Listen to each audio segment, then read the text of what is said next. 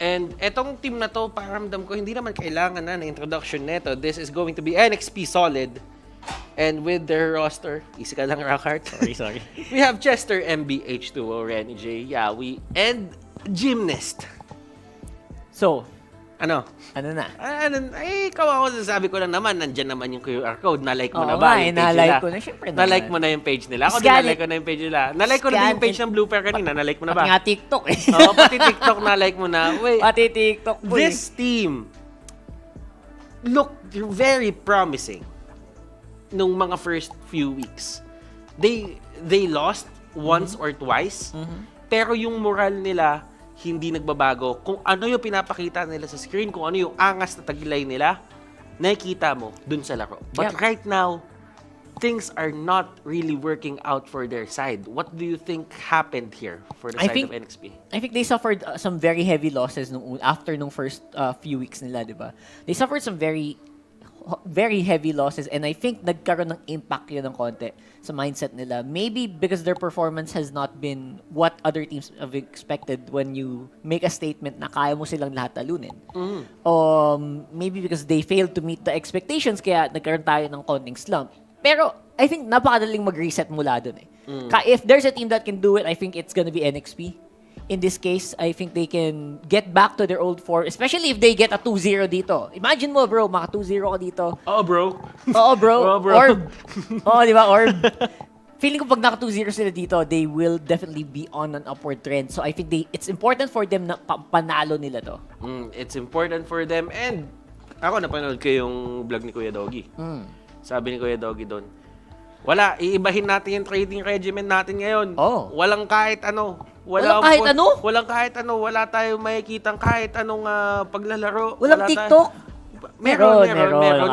Kasi hindi yung TikTok. Kailangan yung TikTok sa buhay. Kailangan eh. No? Pero alam mo yun, kumbaga, kailangan kasi i-reset ni Doggy yung mga bagay-bagay. So I think Doggy stepping in is one of the things na kailangan netong NXP solid. I just feel that on the other side naman, Blue Fire, yung pagbalik ni Chu, yung nakikita na natin si Chu ngayon sa bootcamp, that could actually mean something na baka nga naman yun yung pinagkulang netong dalawang team na to. So for NXP solid, I think it's a tap in the back na, pre, kaya mo yan. You got this. And for Blue Fire, kailangan nila yung communication nila. And I think this is going to be very interesting kasi this is round number 2. Alam mo, last time na revenge din to, di ba? Oo, Revenge to para sa Blue Fire kung sakali. If ever Blue Fire, di ba, manalo sila dito, this is going to be the revenge papunta dito sa NXP Solid. Pero NXP Solid, I don't think that they will let that happen. No. Pero alam mo kung anong papayagan natin mangyari? Ano? Yung pagpasa dito sa ating solo analyst. Shinbo, kamusta ka dyan? I'm totally okay at maraming salamat sa ating mga kagalang-galang mga casters. And yes! Ako yung makakasama dito sa ating solo analyst segment. Should be the one for an eye bilang pangunang laban natin would be of Blue Fire versus NXP. Again, gusto ko lang ulit-ulitin yung binanggit ng mga casters natin that our regular season has come to a full circle. Ibig sabihin, naglaban na sila dati. And you'll be seeing the series of matches sa mga susunod pa nating mga araw at linggo na parang mauulit lamang yung mga laban. Pero ito na ang formally kalahatian ng ating regular season at dapat mas seryosohin palalo ng mga teams natin ang kanilang mga tutunggaliing laban. Let's go into the Blue Fire and of course NXP stats, ladies and gentlemen. There goes the bar. Kita nyo naman that despite some fumble at mga sunod-sunod sigurong pagkatalo, maaaring pagkakamali, and maybe some disappointments din sa side ng NXP dito, they still have the better KDA para syempre dito sa Blue Fire. Knowing that the Blue Fire is the one syempre sitting on the bottom of our running stats, and siguro may kaibahan lamang dito in terms of the first blood count, pero wala namang alam mo yun, parang hindi ganun kalayo yan. It's just one first blood count, ladies and gentlemen.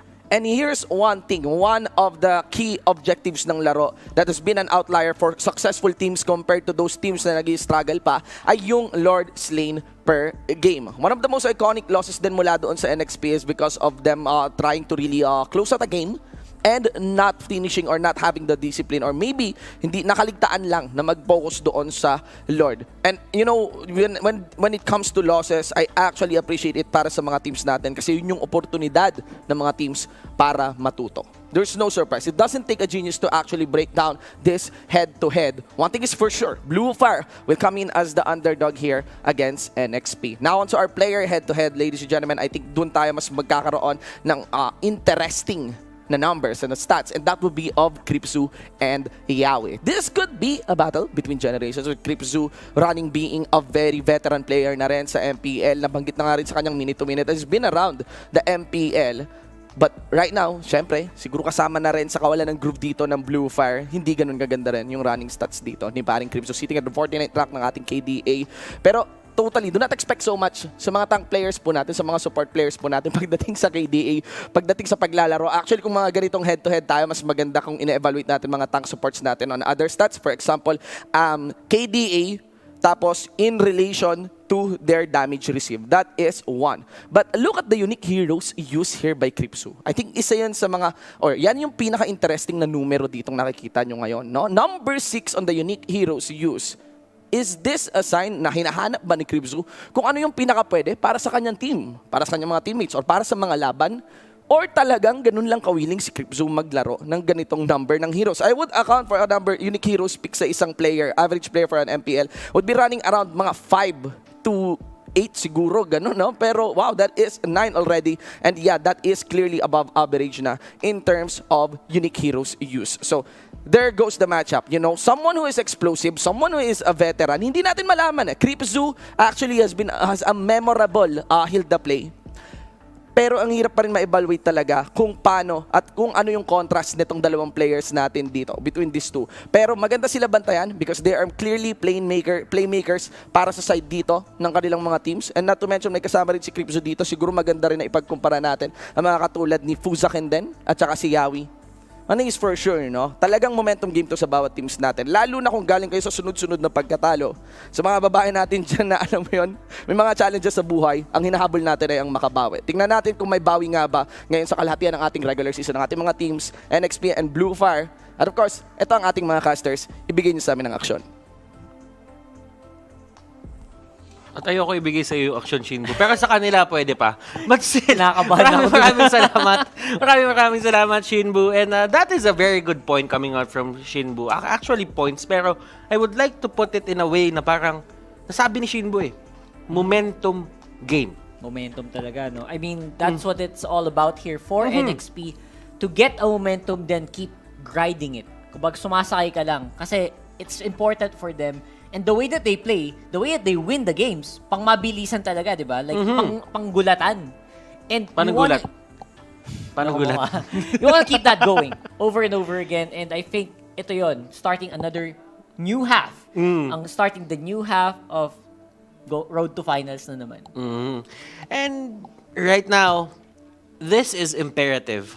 A win is imperative for the side of Blue Fire. Kasi right now, the points are looking grim. I'm not saying na talagang sure nang malalaglag dito yung Blue Fire. Pero it's a step in the right direction if they win now para ma-secure nila yung playoffs nila. Remember, guys, sa mga bagong nanonood dyan, dun sa group natin, may dalawang group tayo, Group A, Group B.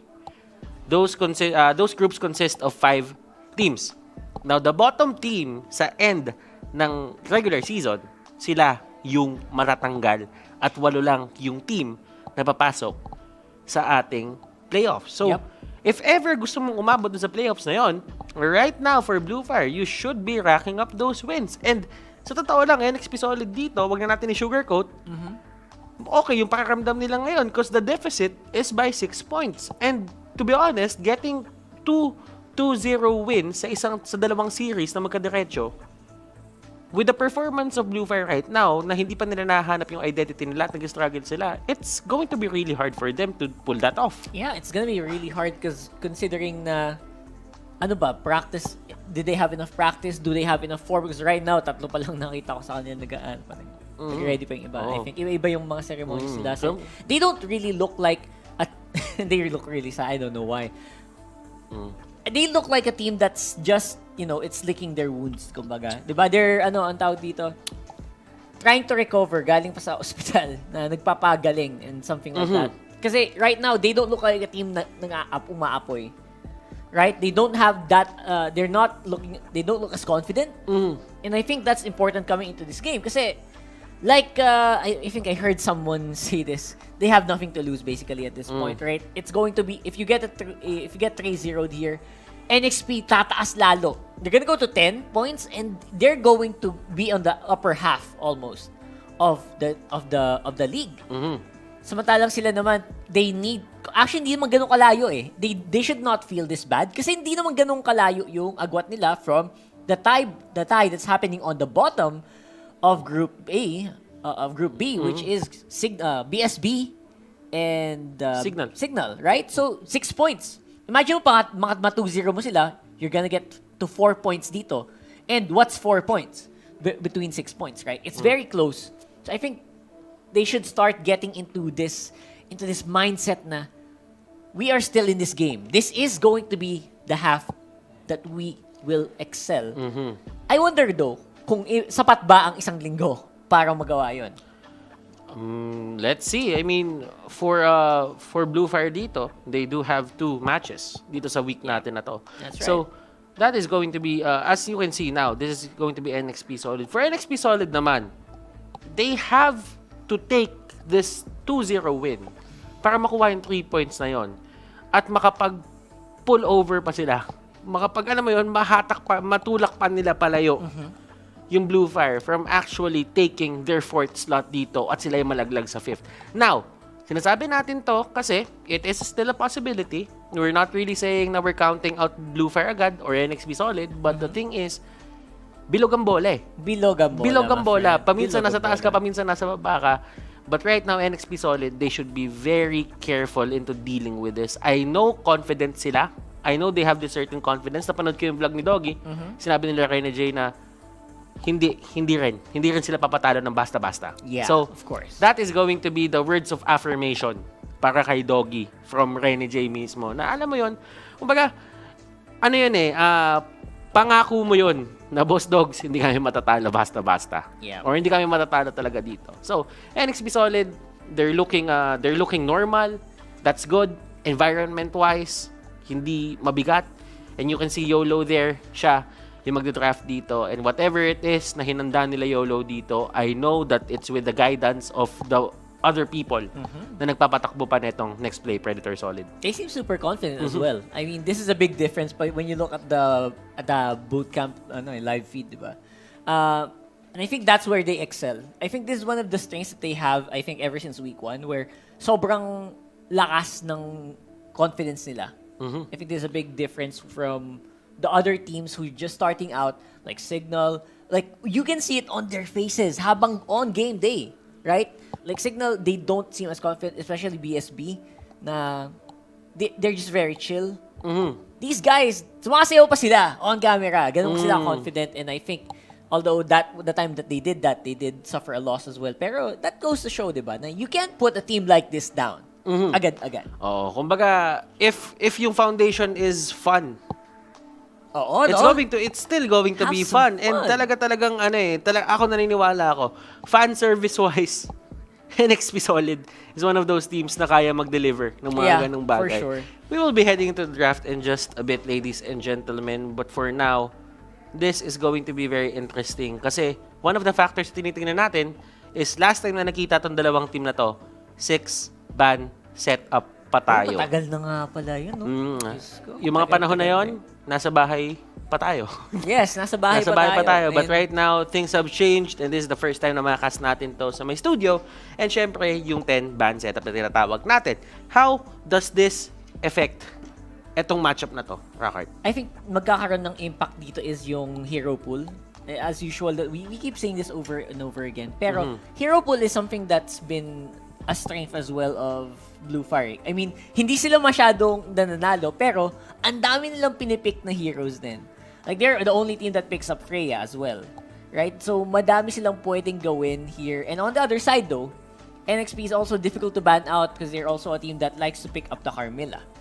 So, alam mo, if I can be the devil's advocate dito, sabihin lang natin na ako talaga yon. And can it be said na kanina sinabi ni Shinbu, 9 unique heroes na napili dito ni Crypt.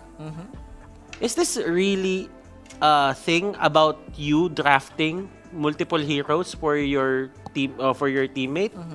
Or is it because lagi silang nilalagay sa isang lugar na alam mo yun, naiipit sila at napipilitan silang kumuha ng iba't ibang hero? Because that could be a possibility as well.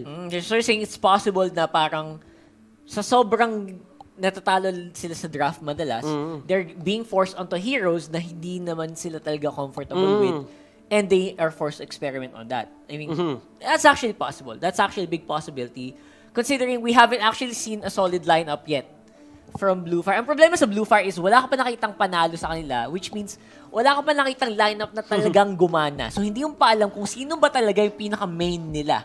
Right? Unlike NXP that they have their really signature heroes, their identities where they really win with these heroes. Yawi on the Kufra, right? Renegade on the Cho, on the Hellcurt. They keep winning with these picks. H2O on the Yi Shin. Walang ganon. Magaling pa. Tsaka Ling, diba? diba?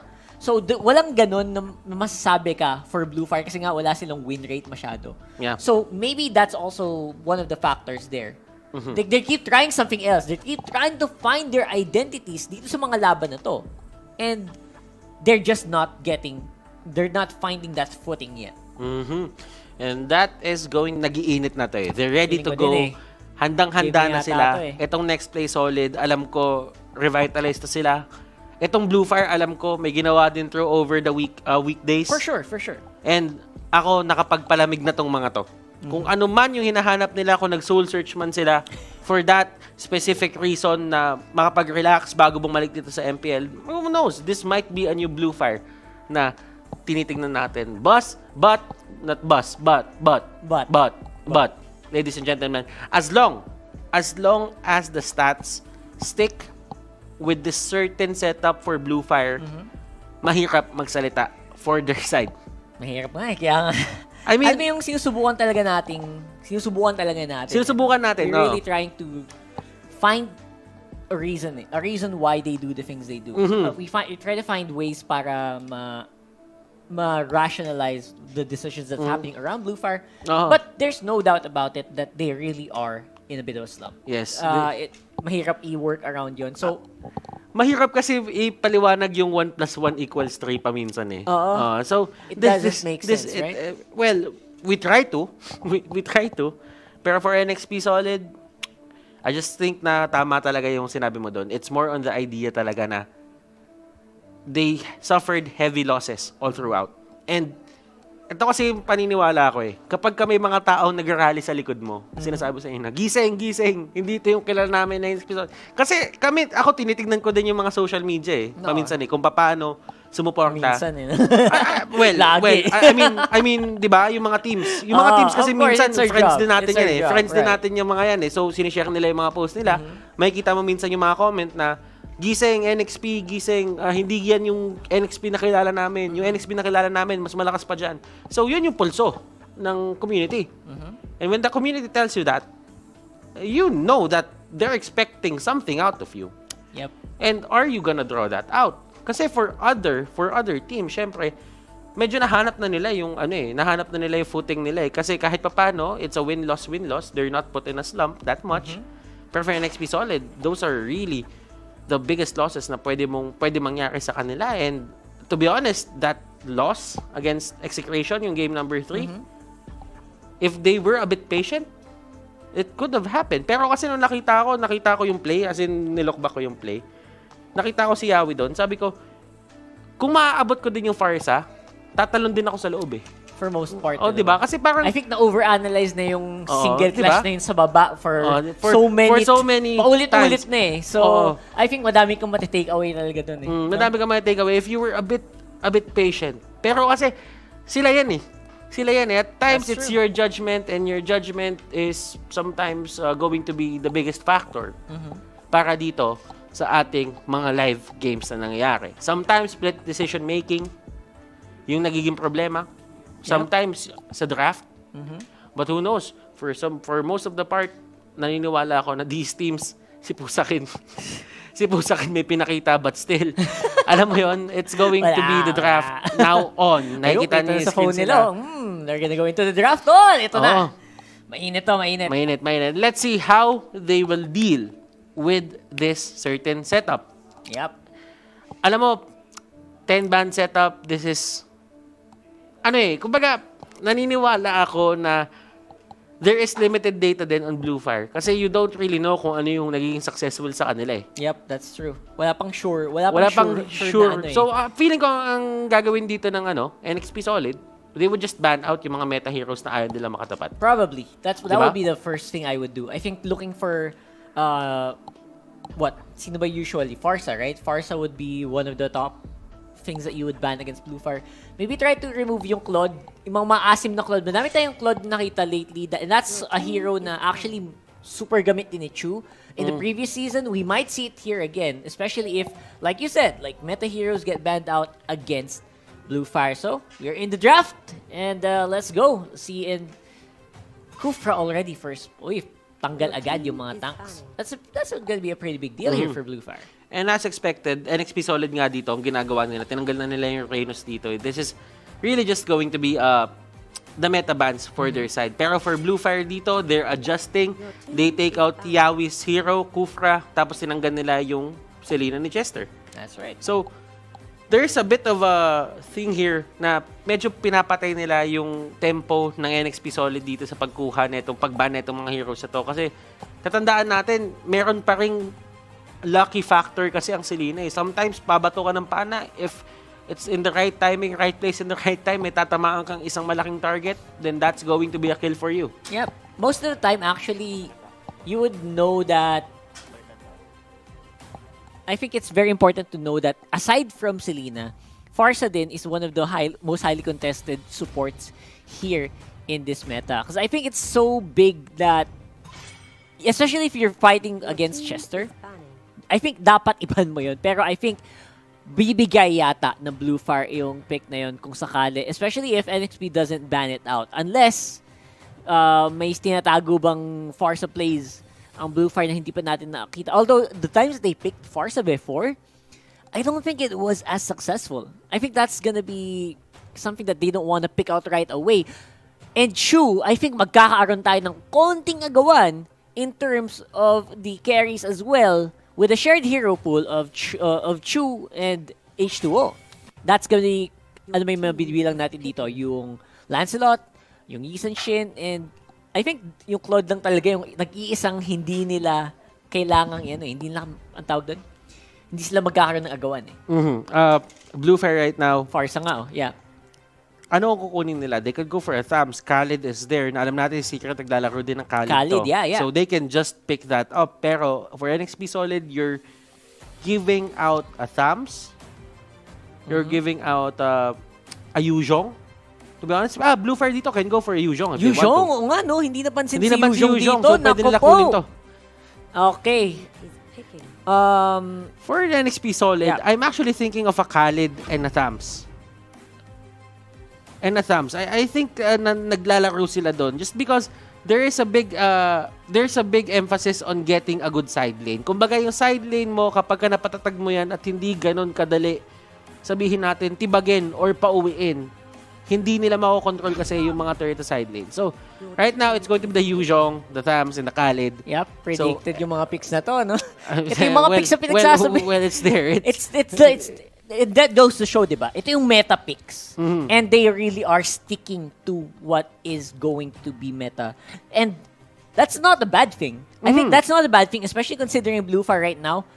As much as possible, they will want to play comfort. Comfort sana, kung kaya, para sa Blue Fire. Kasi, if you can't find yourself, find yourself in your tournament, hanapin mo lang sarili mo nung ginagawa mo sa rank games. Paano ba ako nakadating dito sa MPL? Ano ba yung ginagawa ko dati? That is true. Subukan nating paganahin, malay mo. Tingnan natin. Pero for Blue Fire dito, time is running out. Siguro Atlas in the Chango. Lancelot na, kinuha na nila dito. And they will go for the Chango. Okay. So, ang ganda na ng invade potential dito ng Blue Fire. Just because they got the Chango and that Lancelot. That's a lot of pressure, no? That's a very... That's a lot of pressure. Pero especially when taking buffs. Pero kasi, ang nakikita ko dito, isang side date pa lang yun na secure nila. NXP Solid, I like to adjust. Yep. They are actually already on the Lolita. Meron kay Chang, i-block nga natin yung meteor shower mo ng isang malupit na shield. So, I think Blue Fire actually, they got something when they got the Lancelot. That's good. Pero this is almost a sure Yi San Shin for H2O. There's just no way that you don't take the Yi San Shin at this point kasi you want that map control, especially kung meron kang malilikot na hero tulad ni Lancelot and may mga rotate na kanyon tulad ni Chang'e, right? That's what you want, and I think that maganda yung adjustment na ginawa ng NXP sa draft na to. Usually kasi, ako iniisip ko dito, NXP Solid, if they ever think of getting a Ling, mahirap mag-Ling dito. Kasi nakikita natin yung usual trend sa ginagawa ng Ling is pinupuntahan sila lagi for that invade. Pero for Blue Fire dito, I don't really know the reason why. Well, it's their call. I'm not questioning it. Pero kasi, you have all the tools to actually invade that Ling.